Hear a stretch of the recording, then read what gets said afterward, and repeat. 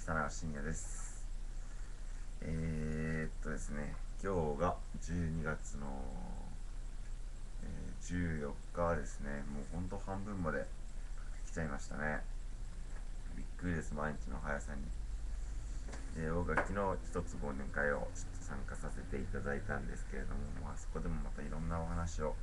伺うことができたり、自分でもすることができたり、とても有意義な時間を過ごさせていただきました。その後帰ってから、例によってカタツムリパックをしたんですけど、効果があるのかないのかすごく微妙ですけど、でもちょっと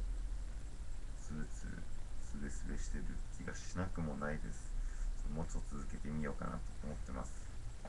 はいもう気づけば本当に今日も金曜日ということで、今日が終わればまた明日が明後日皆さんお休みでしょうけど、僕らはまたお仕事ありますので、また一生懸命やりたいと思います。それでは今日も一日頑張っていきましょう。失礼します。